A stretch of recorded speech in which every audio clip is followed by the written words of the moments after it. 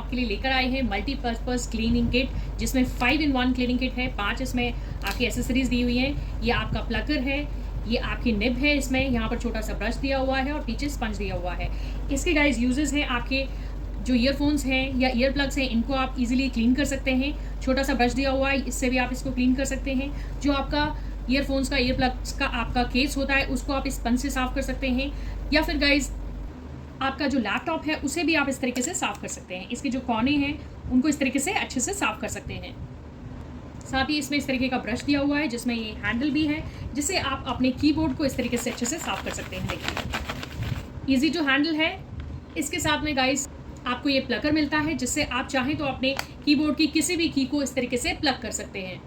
आपके घर में अगर छोटे छोटे स्पीकर्स हैं जिनमें डस्ट जम जाती है, तो उसको भी ये निब जो है बहुत ही शार्प है, वो आराम से इसको साफ़ कर देगी और फर्दर आप इसको इस तरीके से क्लीन कर सकते हैं।